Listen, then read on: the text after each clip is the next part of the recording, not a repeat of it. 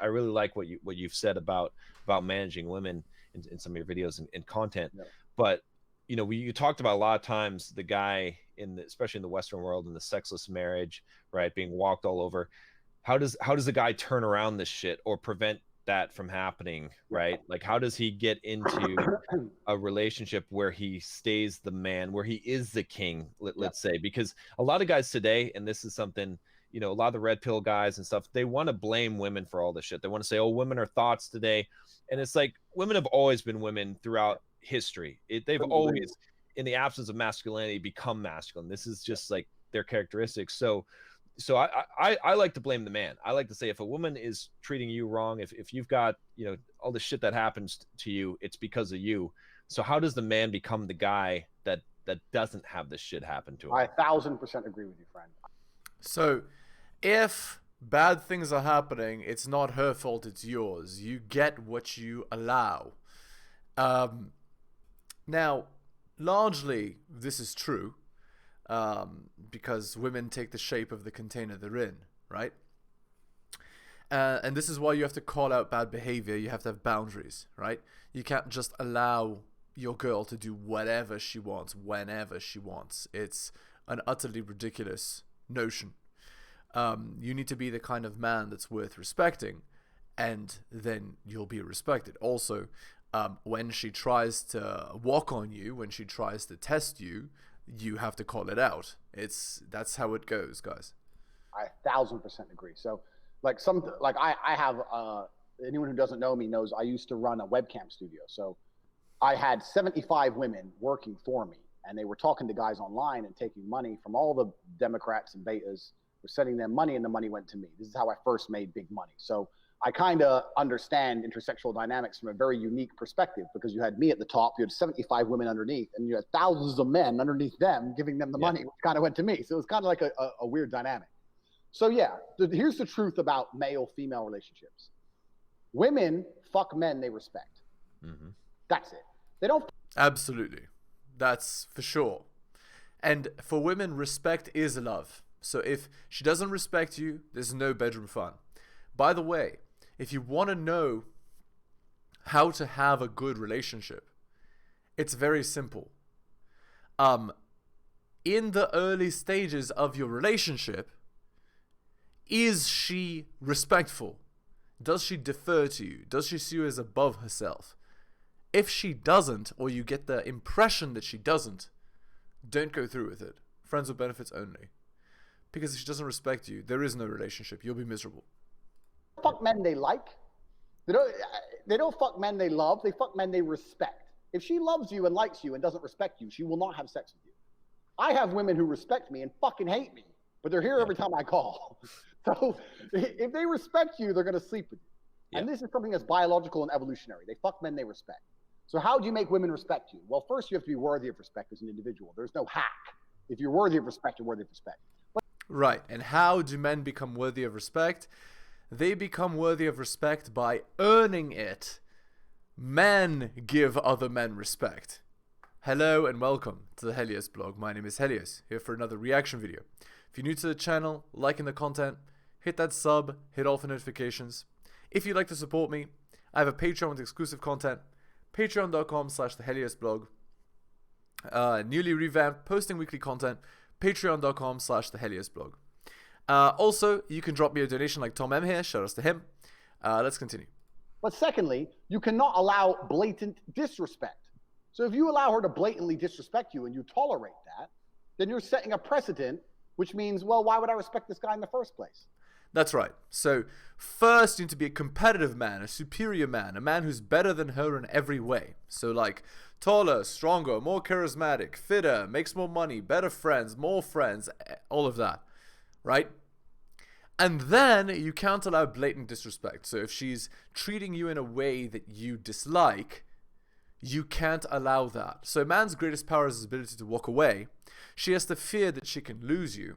And you have to call out the BS, right? If the behavior is bad, you can't let it slide. You must call it out every single time, and you must call it out regardless of how you feel. You have to check her. And if you don't, well, she's going to get worse and worse and worse and worse over time. So the adage is treat her mean to keep her keen, right? And mean is the wrong word, right? It just goes well with the rhyme. It's more like have boundaries to keep her keen. Like if you don't want her talking about certain topics, you don't want her doing certain things, then you say and act and like live according to that. Yep. I say this to guys all the time. I've had loads of guys who come to me for like coaching and stuff, and they say, you know, my woman doesn't respect me, da da da da. And I say, look, it's much harder to fix something that's broken than just never let it go wrong in the first place. Right. From the second you got together, you should have been a man, and you haven't got to be an asshole. You haven't got to be aggressive. I'll sit with a girl and very politely say, look, if we're going to be in a relationship, if I'm going to take you seriously, you're not going to have male friends. If you want to hang around with a whole bunch of men, then I'm not going to take you seriously. Yeah, it's very simple. Also, there's more. If you have this conversation and she refuses, right? She refuses to, drop her male friends. She refuses to drop her Instagram. She refuses to drop her dating apps. She refuses to, stop spending time one-on-one with guys, etc. Then that's fine. Friends with benefits only. She doesn't get upgraded. She never gets a boyfriend treatment. She never becomes a girlfriend. She never gets, like, the benefits of being with you. Simple. What do you mean you won't take me seriously? I mean we can fuck, but I'm never going to look at you as serious material. So it's the idea, the decision is on you. If you want to be serious, you're not going to talk to those guys. You want to talk to those guys, I'll fuck you sometimes. You decide. And I lay it on them. Now, if they choose to keep all their male friends, then that means she's chosen those friendships over me. That's exactly right. If she has chosen that, she's made her decision. She doesn't want that. She wants the attention of men, of multiple men. She's not your girl. She's every guy's girl. And if she's every guy's girl, then okay, at least you're clear where you stand, right? You can now pursue better options and keep her as a friend with benefits. It's very simple. It's true. Which means sooner or later she was going to cheat anyway. Like how long until she jumps on a new dick anyway? So why would I even be upset about it? True. But most men are too scared to just put the ultimatum down. And you haven't got to put the ultimatum down in some scary, big, brash way. Just be clear. Look, any woman I'm with who I take seriously doesn't hang around with other men. So it's your choice. And this is the point. But most men don't say anything. They let it slide and they let it get completely broken. And they come to me and say, well, how do I fix it? It's like exactly. How do I fix it? You don't allow her to be in positions where this is the issue, right? Or where this can be the issue. No, it's true. Absolutely. You have to not let it get broken in the first place. You need to understand your boundaries and expectations as a man, and you have to set them, and you have to make sure she complies and sticks to them. And if she doesn't, you're going to have to find somebody else. Yeah. And this simple, very simple. And again, guys, you as a man, you have time. Like, you can get into a relationship at 30. You can get into a relationship at 35. You can get into a relationship at 40. You can get into a relationship at 45. And you can still have children and still have a great life if that's what you wanted, right? Women, they can't. If they're like past 25, 26, that's like the last train, right? It's not the case for you. So you can afford to drop a girl and get with a new girl. She can't really afford it. So if she's doing dumb stuff, she's hurting herself more than she's hurting you, because technically speaking, her biological time is more valuable than yours, right? And by that I mean, a woman has what, 10, 15 years to get married and have children? A man has like 35, 40 years to do it, right? So that's the difference. And when I say more valuable, I mean more valuable to her, because of course to you, your time is more valuable, but you get what I'm saying. This is another thing I talk about, being a playboy. I have lots of guys come to me and say, oh, Tate, but I don't want to be a playboy like you. You don't have to be. If you want to be happily married, the best thing you can be first is a playboy. Yeah. The best thing you can do, because you're going to learn a whole bunch about women. You're going to have a whole bunch of choices to choose for a wife. If you're stuck with one option, the one chick you met, then she might be a dickhead. Some women. It's true. That's exactly right. If you've been with a lot of women, you actually know, just by experience, what kind of personalities go well with you, with how you are, right? If that's exactly right. If you don't have a good sample size of women, you can't understand women, like female nature. Oh, there's more. just keep in mind that a statistically significant sample is 50 or more, right?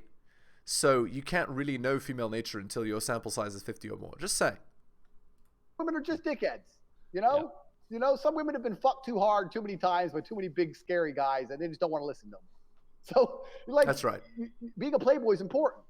But yeah, absolutely. For setting your boundaries and stuff and making sure you're not respected, the key is this as a man, and this is the bottom line.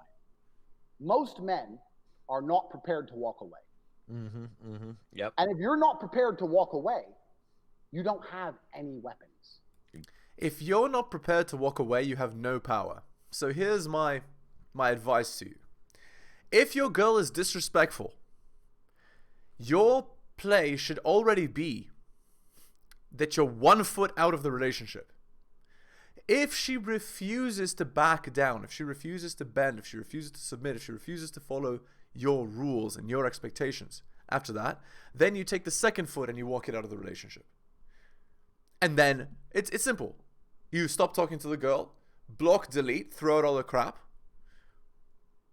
and then you pursue your other options. Simple. And if she doesn't believe that you can do that, if she doesn't know that you have that power, she will never respect you. If she doesn't think that you have the ability to walk away. If she thinks no matter what she does, that that you'll stay, it's over.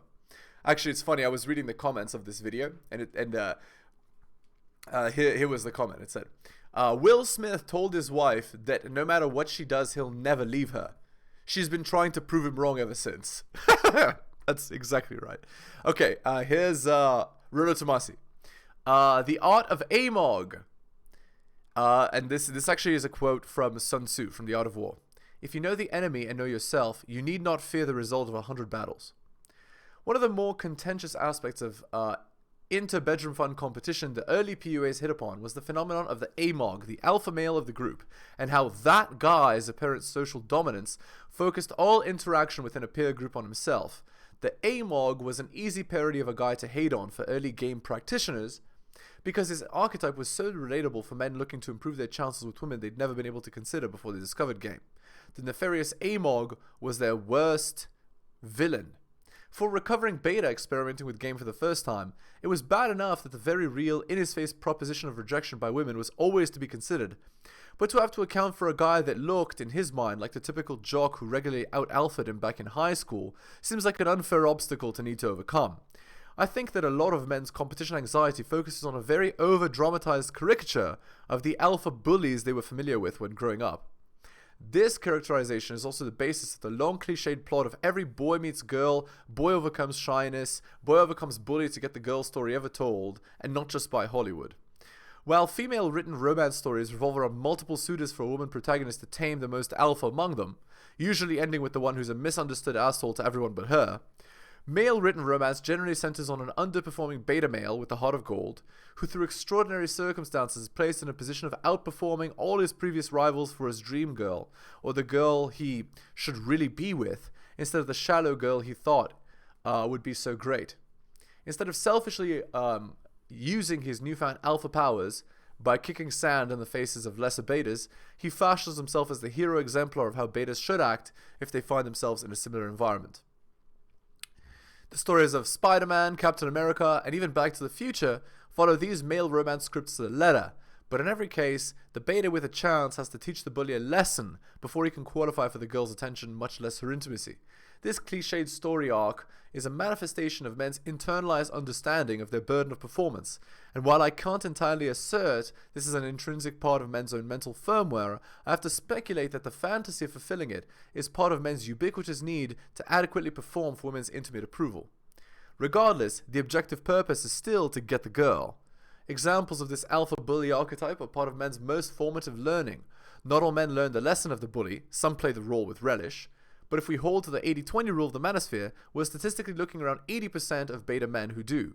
From grade school to high school to college, that guy, the douchebag, the guy who can't help but actively or passively draw attention to himself becomes the amog, and damned if he's not the most contemptible bastard you know. I'm highlighting that guy because more often than not, he's less a real person and more a manifestation of the anxiety that results from men's insecurity about performing adequately for feminine approval. It's easy to poke fun at the guys you see on hotchickswithdouchebags.com because they're representations of the bully you hate. They're the jerks that every woman loves and every normal guy vainly tries to make women rationally understand are the worst possible romantic option for them. One very difficult hurdle men have in unplugging is getting past what they believe is the emulation of the alpha jerk who so regularly outperformed them, if not bullied them. Yet this asshole, his asshole ways were still undeniably effective with the women he wanted to get with. Thus, for men who come to RP awareness, there's a natural resistance to become that guy. This amog archetype impression is tough to confront for men, but it's important they do so. This impression for men is an incredibly useful tool to affect women's bedroom fun strategy later in life when the woman he's held in such high regard and pined to be intimate with for so long finally comes to her senses around her epiphany phase and accepts him. That's around the age of 30, maybe 32, 35. For men with this amog mental impression, that woman's acceptance comes with a certain degree of vindication. He waited her out and finally she's realized what he's been trying to make her see for so long. He's actually the perfect boyfriend for her. Actually, he's not. He's the fallback crappy option. But anyway, he doesn't realize he's just playing the convenient savior provider role women's bedroom fun strategy has conditioned and prepared him for. But believing his beta nice guy life track is finally won out over the nefarious amog in his head is a strong reinforcer of a belief women need him to strongly believe when it's time to cash in their beta bucks chips and her SMV starts its decline. And therefore, those skilled in war bring the enemy to the field of battle and are not brought there by him. I'm going to flip your amog impression upside down now. That amog isn't the one you should concern yourself with. Most of the PUAs always suggested a process of containment and isolation to target your woman in order to poach her from that guy. I understand the proposed isolation idea is to remove a girl you like from a social group, but the effect is really similar to mate guarding. Isolate her awareness of all other bedroom fun competitors and focus her on yourself. However, unless you're making your approach in clubs or loud bars, it's likely the contest you're working on a woman isn't one where an active in-your-face amog is happening. Isolation becomes a security measure to focus her on you, being her most immediate prospect. Royce once stated that there are groupies for every male endeavor. I should also add that there are amogs for every male endeavor. Every group of nerdy programmers, geeks, chess club, your bowling team, and even in your Bible study group there's an amog. Some are more significant than others, but rest assured you know him or you will. Most men will compartmentalize themselves socially so as to best facilitate their chances of meeting, banging, marrying, or otherwise interacting with women.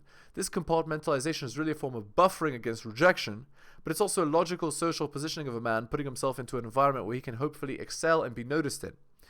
All warfare is based on deception. Bear this in mind when you enter into a new social group dynamic or an unfamiliar social environment. You're in an unknown commodity and therefore your strengths are novel to the group. Your weaknesses will be more obvious than your strengths, and thus more easily attached to you. Playing to one's strengths usually involves defining a man's social environments. King Douchebag at a Vegas party is excelling in his environment just as Bobby Fischer is at a chess tournament. One reason less socially adept men enjoy more confidence at Comic-Con is because the environment buffers their social deficits but emphasizes their particular talents. The first mistake most men make when considering an amog situation is underestimating the importance of the environment. In high school, the environment was probably set for you, but as an adult, you've got a greater degree of control over it. Bear this in mind when you're confronted with a guy all girls love. There's a tendency on the part of the beta to think that the amog is a natural alpha, when in fact he's really domain dependent on the social environment you share with him. Of course, there'll always be guys who excel in almost any environment because hypergamy is universal to women and a hot guy is hot to all women, but remove him from his preferred domain to one you're better adept in, or outperform him in his domain with a particular strength or expertise you possess, and he will be forced to acknowledge your skill. To know your enemy, you must become your enemy. Alright, back to this. If she knows no matter what you won't leave, then what weapons do you have? It's a disaster if no matter what she thinks you won't leave. No. She can't just say whatever she wants. She can't just do whatever she wants. And if she believes she can, you've done something wrong. Anything you say, shouting, screaming, yelling, going out away for a few days, whatever. She knows you're going to come back. You have no weapons. The second, imagine a girl came to you and she said, no matter what you do, no matter how many times you cheat, no matter what, I will never leave. Right. Think of all the shit you do. I know I do. Yeah. So this is the point. So as a man, if you're never prepared to walk away, you're never going to be respected. Respect. And the woman thinking, you know what? he might just leave me, Yeah. are linked. They have to be there. That's right. That's actually called dread. The other one is her thinking that you might sleep with another girl, right? If she does something wrong, right? So she knows you have other options. She knows you can get other girls. She knows you're capable of pleasing other girls, whatever. And so because of that, and she knows that you might leave, and this keeps her behavior in check because she knows she can't just do whatever she wants. It's absolutely true. So you have to mean what you say. You have to let her know, look, there's some things I won't tolerate, and if you fuck with me, I'm going to walk away. And if you walk away and she doesn't chase you, then she's gone. At least Literally. Exactly right. If you walk away and she doesn't chase you, great. She was going to cheat anyway. you saved yourself a fucking nasty divorce and getting cheated on and all that shit. Just end it then and there and save yourself a bunch of time. But men are too afraid to pull the plug on it because they get addicted to the pussy and they don't believe they can get any more pussy and they get all messed up. And this is one of the advantages of being a playboy. I can leave any chick because I got 10 more. Yeah. So if she doesn't act right, I'll just replace her for the night and I'll feel better by the next day. I go through a breakup a week. I'm used to it. I don't give a shit. And it's just like, this is part of the game. So you have to be prepared to walk away as a man. So you have to look at any relationship you're in and say, okay, I'm a nice guy. I love her. She loves me, but I have boundaries. And if she fucks with them, I'm going to have to walk away. And that's the truth. That's right. Sometimes in chess, the best move is sacrificing the queen. Even though it's not optimal, if you're about to lose and the only way to prevent it is by sacrificing the queen, you're going to sacrifice the queen. That is exactly the analogy here. Sometimes you have to sacrifice that which you hold dear because it's the best move and there is no better move. Sometimes that's just how it is. Otherwise, you're never going to be respected. Yeah, I call it non-attachment, right? Like having this ability to be fully open, right? Because it's not just being a cold, heartless bastard or asshole. It's being fully open, but also at the same time being willing to walk away, just saying, hey, I'm not attached. Like, I can express myself, can even fall in love. That's fine. But I'm willing to walk away because my worth is so much greater and I have options and I'm never going to tie myself up into one single option that I have and put my worth or identity into that. I've been head over heels in love with women and left them and never got them back and they never knew. Yep. That's life. That's exactly right. In fact, that's happened to me as well. No, that's right. That's right. Yeah, that's exactly right. Sometimes, again, even if you must make the best play regardless of your feelings, right? That's how it goes. That's how it goes. I've been head over heels in love with women. I didn't want to lose them, and they weren't listening, so I walked away, and they didn't chase me, and I lost them. But that's it. My honor's intact, my pride's intact, and now I don't give a fuck anymore because time's a healer. That's life. So it's better than staying in a relationship which I'm not happy in because she starts acting like a fucking fool. And it's kind of like, I use chess analogies a lot, but it's kind of like chess. If you're playing a game of chess and you're in a losing position, and the only hope you have of winning is a big sacrifice, you give up your queen, and you don't know if it's going to work or not, but it's the only hope. You're better off making the sacrifice even if you lose, because if you don't, you're just going to slowly get ground down and definitely lose in the end. Right. Exactly right. No, exactly. Perfect analogy. In fact, I even used the chess analogy too. I swear I've listened to this video before. Maybe I've played it on the channel before, but it's okay. My commentary is different this time anyway, so no big deal, guys. All right. Yeah, it's possible I've used the same video before. I swear, or maybe I've listened to it myself. I don't remember. You can tell me in the comments if I did. It's all right. Anyway, let's go to the Reddit article here. It was posted 20 hours ago on relationship advice. So a girl who's 29 told her husband who's 39 that she's leaving and he's finally acting right. We've been married for 8 years, which yes means I was 20 and he was 29. I was actually 19 when we met. A mutual friend introduced us and lied about the age difference. When we found out there was a gap, it was too late and we were already in love. I became pregnant 4 months in and we have a 7-year-old who is my delight. The yelling and blaming started just a few weeks into our relationship. I have story after story of him going just feral. Years and years and years of this man going off without rhyme or reason. By the way, when you ask a girl, he was an asshole, how long were you with him? Is it a week? Is it 2 weeks? No, she got pregnant within the first 4 months. And she's with him for, She's been with him for, what, 8 years. So keep that in mind, guys, as we're reading this. Take what she's saying with a grain of salt. The most minuscule being I cut a few trees down an Animal Crossing without his permission. The biggest is a missed house mortgage payment. I was blamed and reprimanded for both and everything in between. Anything under the sun has set this man off. He's yelled at every holiday and birthday and trip we've taken. I've been doing research for years now about narcissists, and he fits the role really well. Handsome and charismatic up front, but a scary, mean man behind closed doors. 2 years ago, after he yelled at me for not being more enthusiastic about bedroom fun, I told him that if the yelling and manipulation doesn't stop, I'm leaving. He got better. Then didn't, so I told him a second time.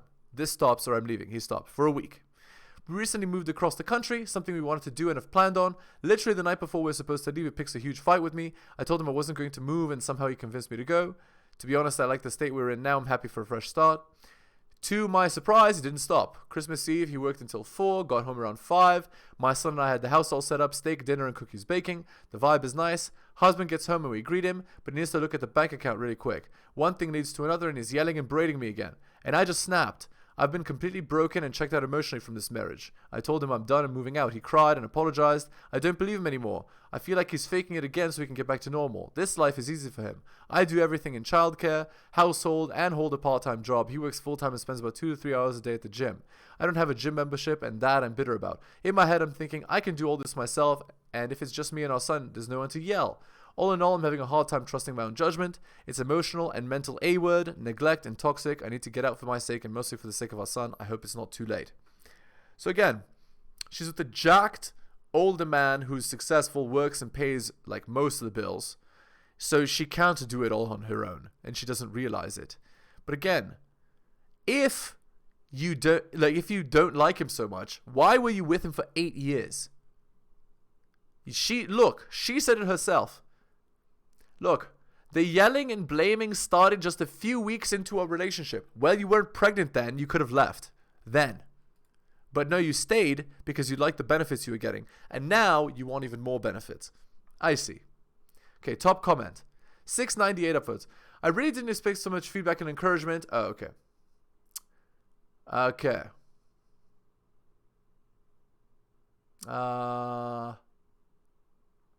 Okay. So here's the quote. The 2 years ago, the bedroom fun. Okay, this is a cycle. It's always a cycle. If you don't leave, he's going to continue the cycle. It will not stop. This is who he is. Why would he commit to changing now? Even if he could have. I've dealt with N-words before. They're the people least able to change out of any personality type. Here's the other way to look at it. The guy ignores your boundaries, requests, and mental health. He A-words you. The only time he stops is when you threaten the nuclear option. So ask yourself, do you really want to live your life with someone like that? Do you think he really respects you and your boundaries? Or does he just pretend when you're angry enough to push back? Yeah, okay.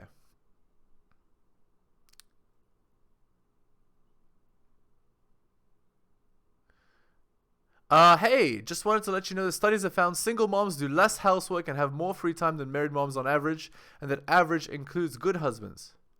Yeah, okay. Yeah, okay.